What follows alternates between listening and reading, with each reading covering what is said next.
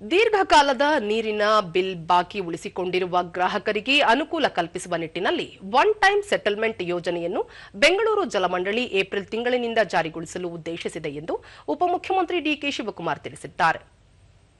ಬೆಂಗಳೂರು ನಗರದ ಜನರಿಗೆ ಅನುಕೂಲ ಮಾಡಿಕೊಡಲು ಬಾಕಿ ಉಳಿಸಿಕೊಂಡಿರುವ ನೀರಿನ ಬಿಲ್ನ ಅಸಲು ಪಾವತಿಸಿದಲ್ಲಿ ಬಡ್ಡಿಯನ್ನು ಮನ್ನಾ ಮಾಡಲಾಗುವುದು ಎಂದು ಹೇಳಿದ್ದಾರೆ. ಬೆಂಗಳೂರು ನೀರು ಸರಬರಾಜು ಮತ್ತು ಒಳಚರಂಡಿ ಮಂಡಳಿ ವ್ಯಾಪ್ತಿಯಲ್ಲಿರುವ ಸುಮಾರು 11 ಲಕ್ಷ ನೀರಿನ ಸಂಪರ್ಕಗಳ ಪೈಕಿ 5.11 ಲಕ್ಷ ಗ್ರಾಹಕರು ಬಿಲ್ ಬಾಕಿ ಉಳಿಸಿಕೊಂಡಿದ್ದಾರೆ. 2026ರ ಫೆಬ್ರವರಿ ಅಂತ್ಯದವರೆಗೆ 851 ಕೋಟಿ ರೂಪಾಯಿಗಳಿದ್ದು, ಇದರಲ್ಲಿ ಅಸಲು 539 ಕೋಟಿ ರೂಪಾಯಿ ಹಾಗೂ ಬಡ್ಡಿ 312 ಕೋಟಿ ರೂಪಾಯಿ ಸೇರಿದೆ ಎಂದು ಮಾಹಿತಿ ನೀಡಿದರು.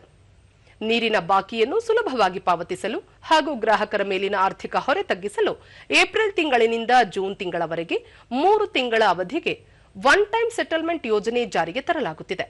ಈ ಯೋಜನೆಯು ಗೃಹ, ವಾಣಿಜ್ಯ, ಕೈಗಾರಿಕೆ ಸೇರಿದಂತೆ ಬೆಂಗಳೂರು ಜಲಮಂಡಳಿಯ ಎಲ್ಲ ಗ್ರಾಹಕರಿಗೂ ಅನ್ವಯವಾಗಲಿದೆ.